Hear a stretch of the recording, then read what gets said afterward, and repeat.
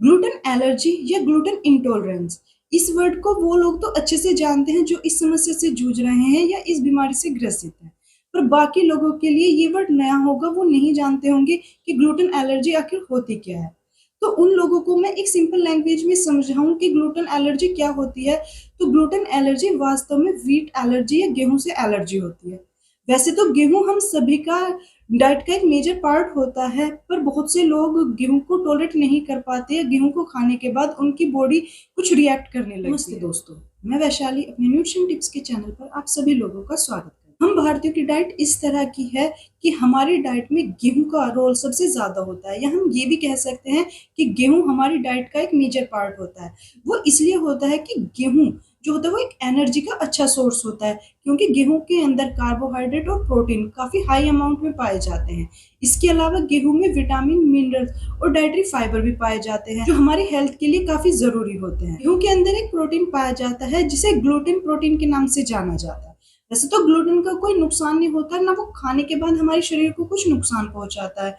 पर बहुत से लोग इस तरह के होते हैं, उनकी बॉडी इस तरह की होती है कि वो जो ग्लूटेन होता है उसको डाइजेस्ट नहीं कर पाती है, उसको टॉलरेट नहीं कर पाती, और ग्लूटेन के खाने के बाद बॉडी कुछ रिएक्ट करने लगती है। इसी को ग्लूटेन एलर्जी या ग्लूटेन इंटॉलरेंस की कंडीशन बोला जाता है। ग्लूटेन एलर्जी होती है तो उस कंडीशन में गेहूं खाना या नहीं खाना इस बात पर भी डिपेंड करता है कि जो ग्लूटेन एलर्जी या ग्लूटेन इंटॉलरेंस की कंडीशन है वो कौन सी कैटेगरी की है। यदि आपको जो ग्लूटेन एलर्जी होती है वो हल्की है, ज्यादा सीवियर नहीं है, तो उस कंडीशन में आप जो गेहूं होता है या गेहूं का जो आटा होता है उसकी रोटियां खा सकते हैं, पर आपको गेहूं के आटे के साथ और किसी सीरियल का जो आटा होता है वो मिक्स करके बनानी होती है। पर यदि आपको जो ग्लूटेन एलर्जी होती है वो सीवियर कंडीशन की होती है, जिसको जिसको हम सीलियक डिजीज भी बोलते हैं, उस कंडीशन में आप गेहूं का एक भी दाना अपनी डाइट में नहीं ले सकते। यदि आप सीलियक डिजीज में गेहूं का कंजप्शन करते हैं तो उसकी आपकी जो कंडीशन होती है वो ज्यादा बिगड़ सकती है और आपकी मौत भी हो सकती है। जब किसी इंसान को ग्लूटेन एलर्जी होती है और वो ग्लूटेन रिच डाइट ले लेता है तो उसकी बॉडी कुछ सिम्टम शो करने लगती है। कभी कभी ये सिम्टम्स बॉडी सडनली शो करने लगती है और कभी कभी कुछ समय के बाद बॉडी ये सिम्टम्स शो करने लगती है। यदि हम ग्लूटेन एलर्जी के सिम्टम्स की बात करें तो इसके जो सिम्टम्स होते हैं कुछ तो हमारे पाचन से संबंधित सिम्टम्स होते हैं और कुछ हमारे पाचन से संबंधित नहीं होते। तो चलो बात करते हैं कि वो सिम्टम्स होते कौन कौन से हैं। स्टमक में पेन होने लगता है, गैस और ब्लोटिंग की समस्या होने लगती है, नोजिया होने लगता है, वोमिटिंग होने लगती है, डायरिया होने लगता है और कॉन्स्टिपेशन होने लगता है। ये जो सिम्टम्स होते हैं ये होते हैं हमारे पाचन से संबंधित। इसके अलावा भी बॉडी कुछ सिम्टम्स शो करने लगती है, जैसे थकान होने लगती है, हेडेक होने लगता है, स्किन पर रैशेस होने लगते हैं। इसके अलावा जॉइंट में पेन भी होने लगता है। टॉलरेंस की कंडीशन में जिस इंसान को ये समस्या होती है उस इंसान को सबसे पहले तो अपनी डाइट से जो गेहूं होता है उसको अलग करना होता है। उस इंसान को अपनी डाइट में गेहूं के आटे से बनी हुई रोटियों का सेवन नहीं करना होता। उसकी जगह आपको अलग आटे की बनी हुई रोटियों का सेवन करना होता है। जो अपनी डाइट में उन फूड आइटम को शामिल करना होता है जो ग्लूटेन फ्री होते हैं। तो चलो आज मैं अपनी इस वीडियो में आप लोगों को उन फूड आइटम्स के बारे में ही बताऊंगी जिनमें ग्लूटेन नहीं पाया जाता है या जो फूड आइटम ग्लूटेन फ्री होते हैं। तो इस लिस्ट में हम सबसे पहले बात कर लेते हैं मकई या मक्का के आटे की। जब किसी को ग्लूटेन एलर्जी होती है, ग्लूटेन इंटॉलरेंस की समस्या होती है, तो उस कंडीशन में वह व्यक्ति गेहूं के आटे से बनी हुई रोटियों का सेवन नहीं कर सकता, क्योंकि गेहूं में ग्लूटेन नाम का प्रोटीन पाया जाता है। तो इस कंडीशन में आप जो मक्का होती है उसके आटे की बनी हुई रोटियों का सेवन कर सकते हैं, क्योंकि जो मक्का है वो बाजार में मिलने वाला सबसे अच्छा ग्लूटेन फ्री आटा होता है। साथ ही मक्का एंटीऑक्सीडेंट से भी रिच होती है, जो आपकी हेल्थ के लिए काफी बेनिफिशियल होते हैं। साथ ही मक्का में डाइटरी फाइबर भी अच्छे अमाउंट में पाया जाता है, जो आपकी ग्लूटेन इंटॉलरेंस की समस्या को तो दूर करता ही साथ ही आपके इंडाइजेशन की प्रॉब्लम को भी खत्म करता है। यदि ग्लूटेन फ्री फूड्स की बात करें तो उसमें जई भी या ओट्स भी एक अच्छा ऑप्शन होता है, क्योंकि जई में भी ग्लूटेन नहीं पाया जाता।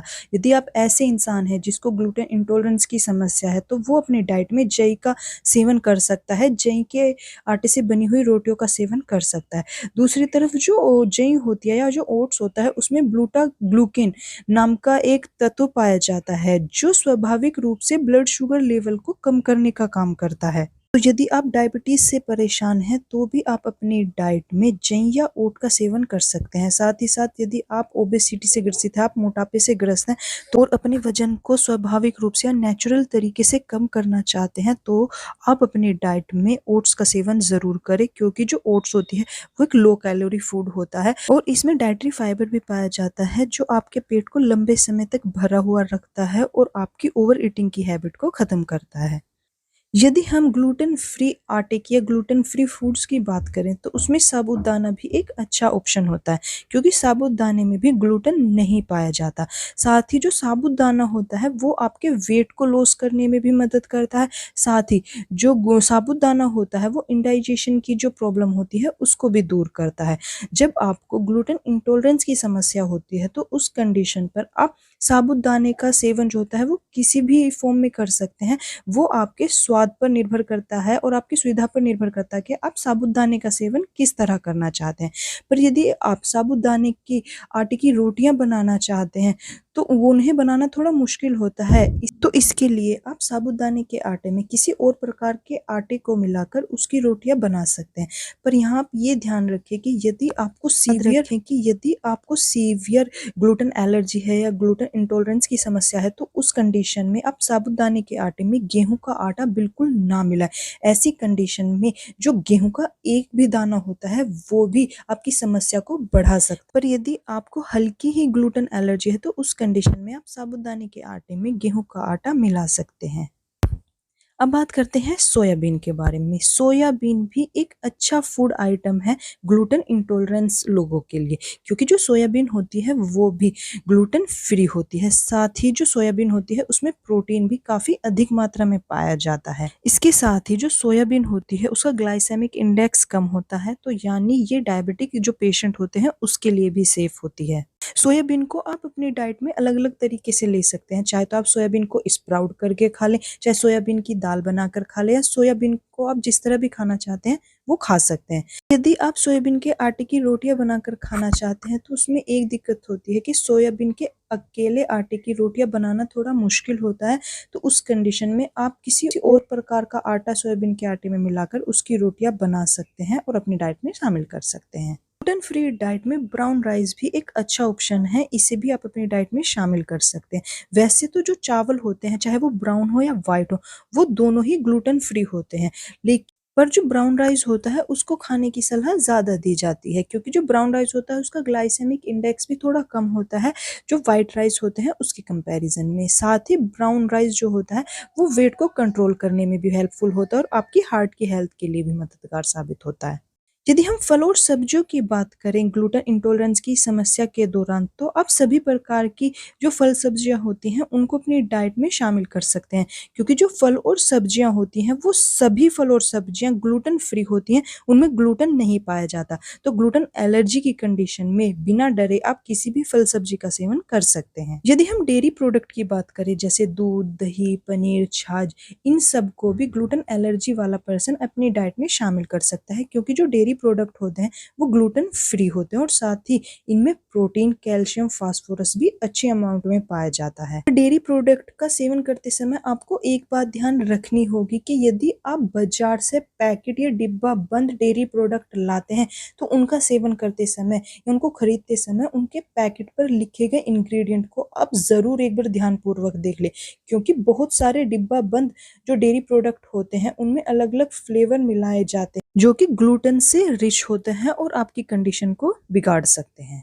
ग्लूटेन इंटॉलरेंस के पर्सन होते हैं उनको अपनी डाइट में नट्स और सीड्स का सेवन भी ज़रूर करना चाहिए, क्योंकि जो नट्स और सीड्स होते हैं उनमें ग्लूटेन नहीं पाया जाता, पर जो नट्स और सीड्स होते हैं उनमें ओमेगा 3 फैटी एसिड्स जो होता है वो काफ़ी हाई अमाउंट में पाया जाता है, जो आपकी हेल्थ के लिए काफ़ी फायदेमंद होते हैं। जो ग्लूटेन एलर्जी के पर्सन होते हैं जब उनको ग्लूटेन फ्री डाइट प्रोवाइड कराई जाती है तो उनके दिमाग में एक डर रहता है कि जब उनकी डाइट से गेहूं को अलग कर दिया गया जो उनकी एनर्जी का एक मेन सोर्स था, तो उनकी जो शरीर की एनर्जी होती है वो कम हो जाएगी और उनके शरीर में हेल्दी न्यूट्रिएंट का जो बैलेंस होता है वो सही नहीं रहेगा, उनके शरीर में न्यूट्रिएंट की कमी होने लगी।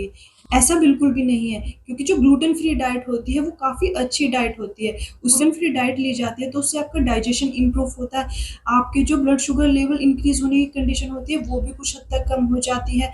आप जो मोटापे से ग्रसित होते हैं, ग्लूटेन फ्री डाइट लेने से आप अपने मोटापे को भी कम कर सकते हैं। मेरी ये दी गई जानकारी पसंद आई हो और आपके लिए फ़ायदेमंद हो, तो मेरी इस वीडियो को लाइक करें, शेयर करें और इस तरह की और जानकारी पाने के लिए मेरे चैनल को सब्सक्राइब करें।